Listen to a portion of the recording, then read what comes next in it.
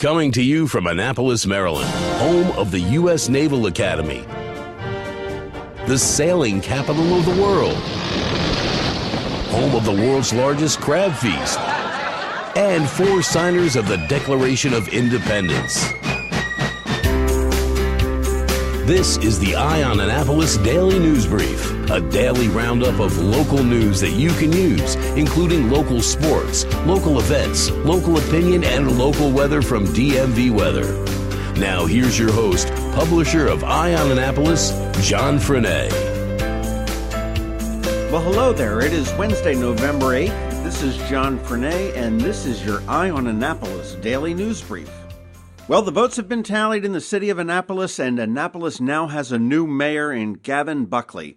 Gavin soundly defeated incumbent Mayor Mike Pantelidis with 61.72% of the vote, which equated to 5,439 votes to Mike Pantelidis' 3,354. The Democrats were also able to take the majority of the council seats, with Ellie Tierney defeating Larry Clausen, Fred Paone currently ahead of Kurt Riegel, but that is still a very close race, and absentee ballots will come in play there. Rhonda Pindell Charles, of course, in Ward 3.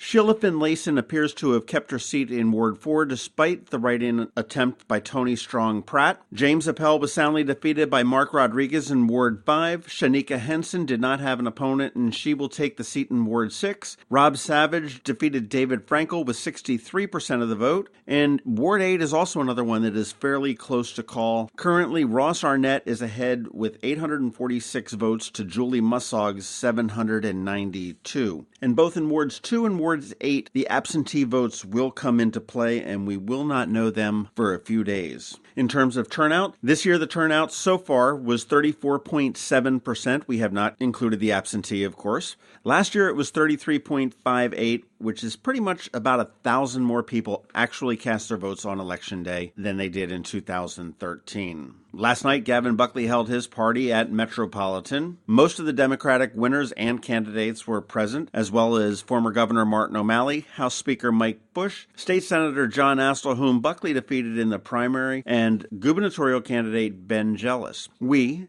meaning me and Tim Hamilton on the Maryland Crabs, intend to have interviews with both parties this morning, so be sure you tune in tomorrow. Download that episode to hear what both Gavin Buckley and Mike Pantelidis have to say about the election. And speaking of having to say things about the election, Maryland Republican Party Chairman Dirk Hare issued a statement saying, "Congratulations to Mayor-elect Gavin Buckley on winning the hard-fought Annapolis mayoral election. I wish him well and hope that he will build on the strong foundation he is inheriting from Mayor Mike Pantelidis. I'd also like to congratulate my counterpart at the Maryland Democratic Party, Chairwoman Kathleen Matthews. No doubt we will have many spirited disagreements in 2018. However, my hope is that we can each advocate for our respective visions without the animosity and divisiveness that has become too common in politics today." Unfortunately, Mayor Pantelidis came up short in his bid for re-election in Annapolis. While we were realistic about the odds of getting Mike re-elected in a city where Republicans are at a 2 1/2 to 1 voter registration disadvantage, Mike and our team worked hard, and it is always disappointing to lose no matter the odds. Annapolis wasn't the only city that suffered Republican losses. The ballots are in for yesterday's local and state elections across the country, and the highlights are Virginia went for a Democratic governor in what was looking to be a very tight race, but ended up being a very comfortable win. This was the race to watch since Virginia is a swing state. It's the first big win for Dems in the Trump era and has many wondering what this means for 2018. New Jersey was the only other governor's race, and it went to a Democrat to replace Governor Chris Christie. It was also a night of first. Virginia elected its first openly transgendered state lawmaker, and Hoboken, New Jersey, elected the first ever Sikh mayor. More news is coming out about the gunman who killed 26 people in a small town in Texas. In 2012, he escaped from a mental health facility. Also, the Air Force failed to let law enforcement know about his domestic assault conviction, so he was able to pass background checks and buy at least 2 guns since then. Failsafe failed. Also, bump stocks are back on sale. Those are the attachments that let semi-automatic rifles mimic automatic weapons by firing continuously. After the Las Vegas shooting, Congress said, maybe we'll ban these. A manufacturer that makes them said, hey, cool, we weren't going to sell many of them anyway. But the talks in Congress have stalled, and now they are back on the shelves. Milton Alejandro Portillo Rodriguez, 22 of Bryson Court in Annapolis, was arrested in North Carolina yesterday by U.S. Marshals and charged in connection with the gang killing of a 21-year-old Annapolis woman. Portillo Rodriguez was listed in the grand jury indictment last month, where 5 others were charged. However, he was not charged by the grand jury. According to Anne Arundel County Police spokesman Mark Lemansky, it is unsure if he will be extradited back to Anne Arundel County to face charges. Tina Frost, the Arundel High graduate who was injured in the Las Vegas shootings, is making wonderful progress up at Johns Hopkins Hospital in Baltimore. On Thursday, as part of her therapy, she prepared slice and bake cookies, minus the baking. She's speaking comfortably. Her diction is good. Her sentences are well formed. She's talking about anything and everything. She's making amazing progress with each of the therapies. The Arundel High graduate was seriously wounded when a gunman opened fire on the Country Music Festival from a hotel room window in Las Vegas. Frost is 27, suffered cranial and facial wounds and the loss of an eye. Sad news in the sports world. Former Major League Baseball pitcher Roy Halladay died on Tuesday after his plane crashed into the Gulf of Mexico near Tampa. Pasco County Sheriff Chris Naco said during a news conference that Halladay's Icon A5 went down about noon Tuesday near Holiday, Florida. The plane went down in shallow waters. It was registered to Halladay, who had taken to the air since his retirement in 2013. The Sheriff's Office Marine Unit responded to the downed plane and found Halladay's body. No survivors were found. They said they couldn't confirm if there were additional passengers on the plane or say where it was headed. Halladay was 40 and was a first-round pick by the Toronto Blue Jays in '95.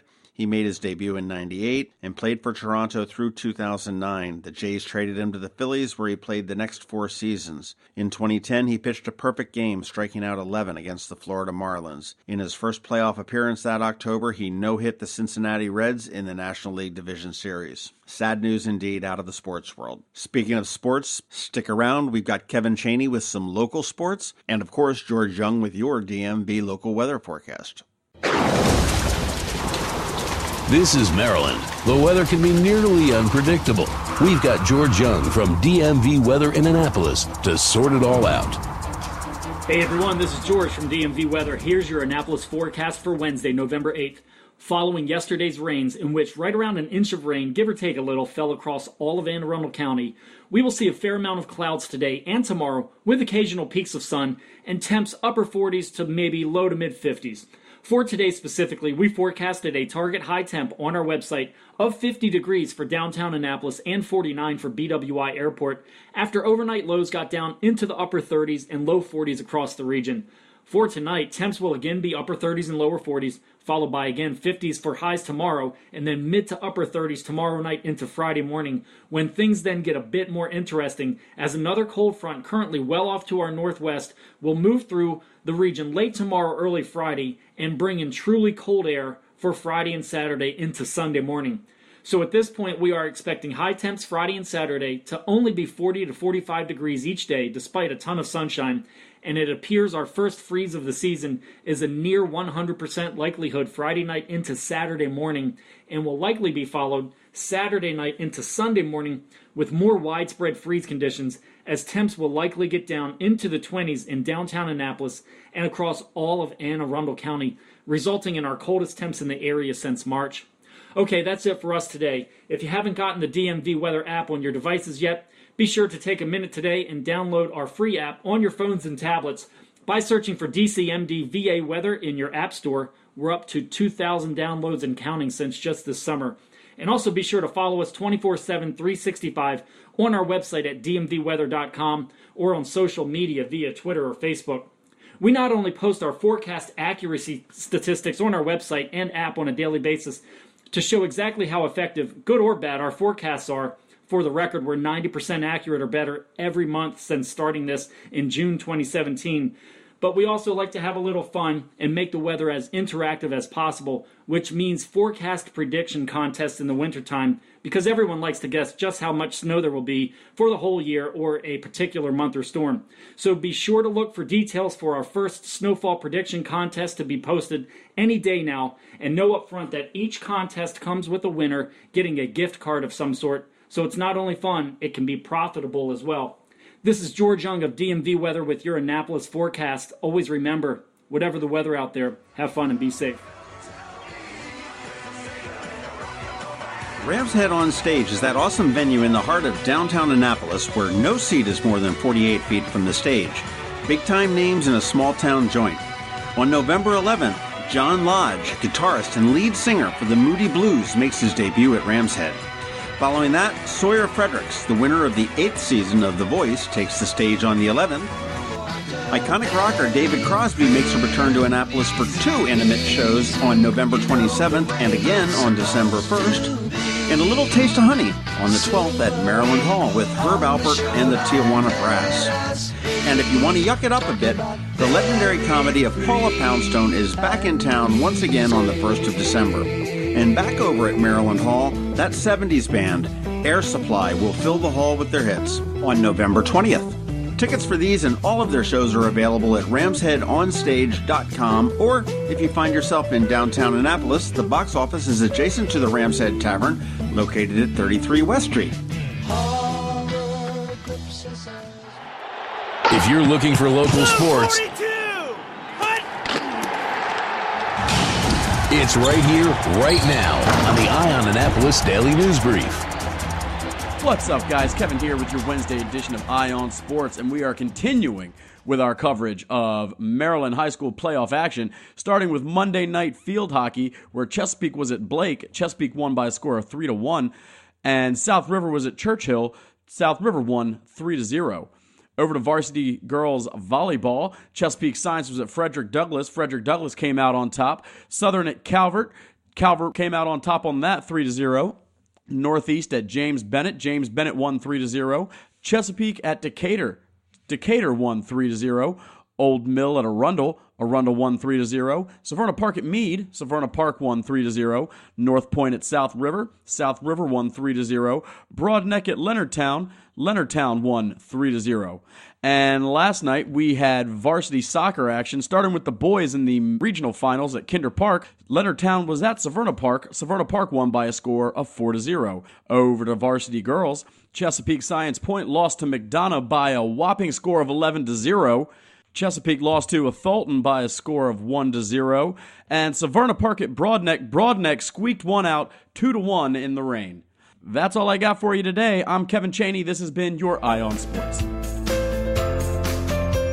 Thanks for listening to the Eye on Annapolis Daily News Brief. If you like what you heard, make sure to tell your friends and colleagues about it. And also tell them about our website, eyeonannapolis.net, where you can find much more. Be sure to check out our other weekly podcast, The Maryland Crabs. This podcast comes to you every Monday through Friday at noon. Thanks for listening, and we'll see you next time.